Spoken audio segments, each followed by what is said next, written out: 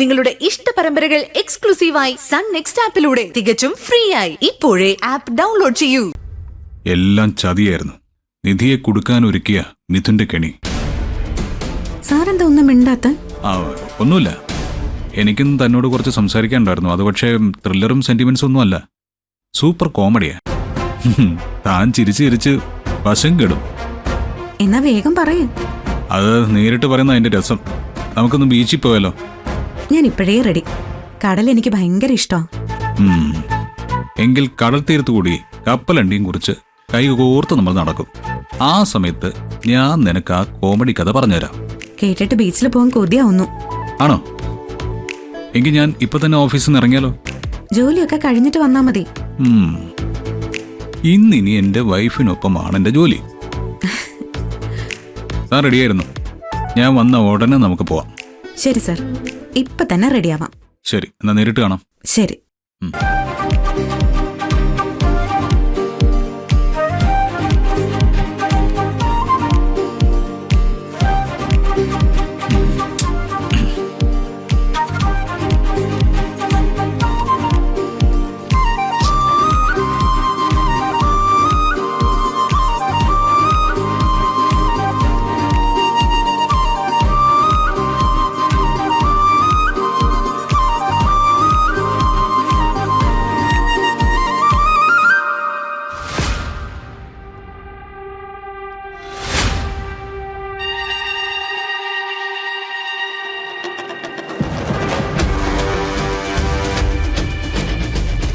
Sir,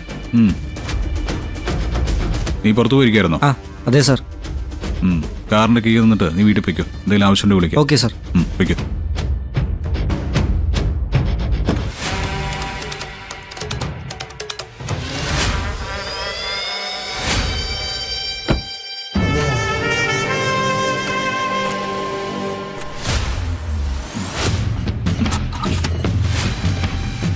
seat belt ഇടാൻ പറ്റുന്നില്ലല്ലോ.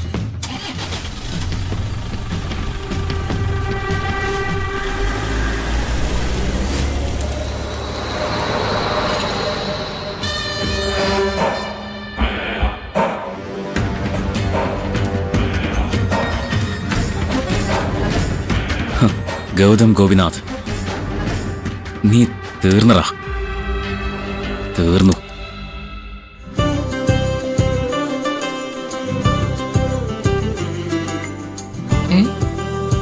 എന്താ ഈ സമയത്ത് ഒരു അയണിങ്? ജോലി തീർത്ത് വെക്കുകയാണോ? അല്ലമ്മേ, സാർ ഇപ്പൊ വരുമെന്ന് പറഞ്ഞു. അപ്പോ ഞങ്ങളൊന്ന് പുറത്തു പോവാ. നിങ്ങൾ ഔട്ടിങ്ങിന് പോന്നു എന്നൊക്കെ കേൾക്കാൻ തുടങ്ങിയിട്ട് കൊറേ ദിവസമായി. പക്ഷെ ഇതുവരെ അതൊന്നും നടന്നിട്ടില്ല. ഇന്നെങ്കിലും നടന്നാ മതിയായിരുന്നു. ഇന്ന് നടക്കും അമ്മേ. സാർ ഓഫീസിൽ നിന്ന് ഇറങ്ങി പുറത്തൊക്കെ ഒന്ന് കറങ്ങി ഒരു സിനിമയും കണ്ട് ആഹാരം കഴിച്ചിട്ട് തിരിച്ചു വന്നാ മതി. നിങ്ങളെല്ലാം പ്ലാൻ ചെയ്തിട്ടുണ്ടാവൂലേ? ഇല്ലമ്മേ, ബീച്ചിൽ പോവാന്ന് മാത്രമേ സാറ് പറഞ്ഞിട്ടുള്ളൂ. അവനാണോ ബീച്ചിൽ പോവാന്ന് പറഞ്ഞത്? അതെ, എനിക്കും ബീച്ച് ഇഷ്ടമാണെന്ന് ഞാൻ പറഞ്ഞു. അമ്മ എന്താ അങ്ങനെ ചോദിച്ചേ? അല്ല, സാധാരണ മനസ്സിന് എന്തെങ്കിലും സംഘർഷം വരുമ്പോഴാ അവൻ ബീച്ചിൽ പോകാന്ന് പറയുന്നത്. അതുകൊണ്ട് ചോദിച്ചതാ. അങ്ങനെ പ്രത്യേകിച്ച് ടെൻഷൻ എന്തെങ്കിലും ഉള്ളതായിട്ട് എന്നോട് പറഞ്ഞില്ല. എന്നാലും എന്നോട് എന്താ സംസാരിക്കാനുണ്ടെന്ന് പറഞ്ഞു. എന്താവും സാറിന് പറയാനുള്ളത്? ഇനി നീ അതോർത്ത് വിഷമിക്കണ്ട. ഒന്നും ഉണ്ടാവില്ല. ഞാൻ പറഞ്ഞതിങ്ങ എടുത്തു, മറന്നേക്ക്.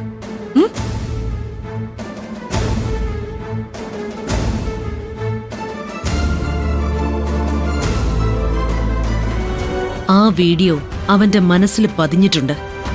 വീട്ടിൽ വെച്ച് നിധിയുമായി വഴക്കുണ്ടാക്കാതിരിക്കാനാ ബീച്ച് തിരഞ്ഞെടുത്തത്. ഇവിടുന്ന് ഒരുമിച്ച് പോകുന്നവര് വഴക്കിട്ട് 2 വഴിക്ക് പിരിയും. നിധിയുടെ ശല്യം ഇന്നത്തോടെ അവസാനിക്കും.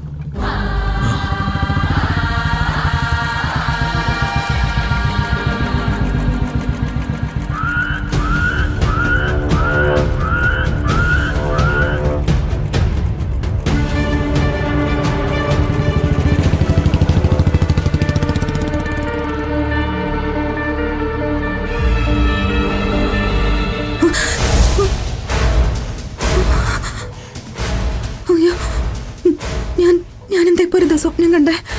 ഈ നേരത്തെ എനിക്ക് മയക്കം വരാത്തതാണല്ലോ.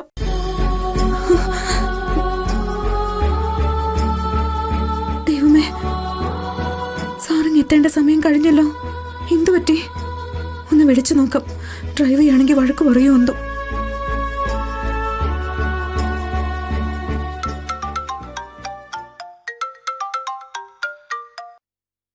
ഹലോ ഹലോ, ഇതാരാ ഫോൺ എടുത്തത്? മെഡിസിറ്റി ഹോസ്പിറ്റലിലെ സ്റ്റാഫാ. ഈ ഫോൺ ഒരു ആക്സിഡന്റ് സ്പോട്ടിൽ നിന്ന് കിട്ടിയതാ. ആക്സിഡന്റോ? അതെ, കാർ ഒരു മരത്തിലിടിച്ചതാ.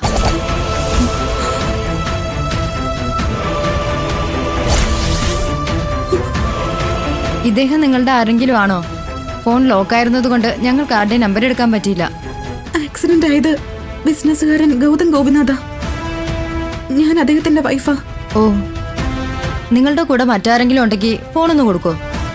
എന്നോട് പറഞ്ഞോളൂ, എന്താ അദ്ദേഹത്തിന് പറ്റിയത്? ഹെഡ് ഇഞ്ചുറി ഉണ്ട് മാഡം. ബ്ലഡ് ഒരുപാട് പോയിട്ടുണ്ട്.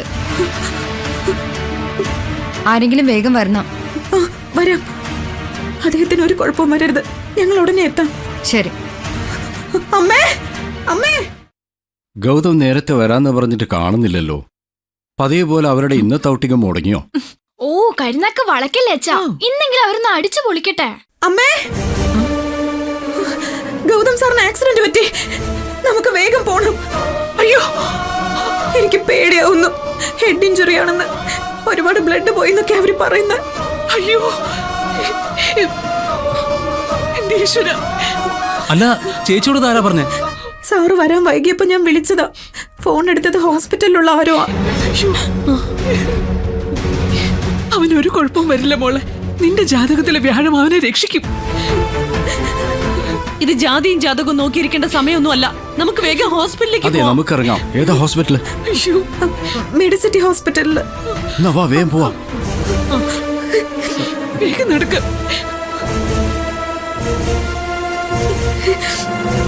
ബിജു, വണ്ടി എടുക്ക്.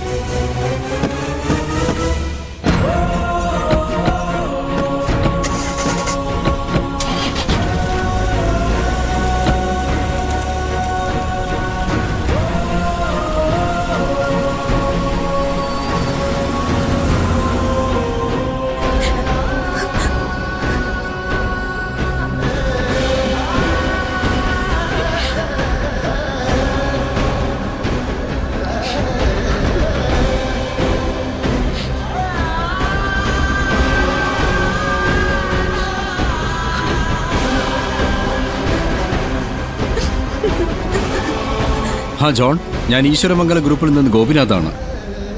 എന്റെ മകൻ ആക്സിഡന്റ് ആയിട്ട് അവിടെയുണ്ട്. അവന്റെ കാര്യം ഒന്നറിയാൻ വേണ്ടി വിളിച്ചതാ. Thank you. ഒന്ന് വേഗം സാറിന് നമ്പർ അയക്കുമോ പ്ലീസ്? ഡോക്ടറുടെ ഫോൺ നമ്പർ ഇപ്പൊ കിട്ടും. നമുക്ക് അദ്ദേഹത്തോട് നേരിട്ട് സംസാരിക്കാം.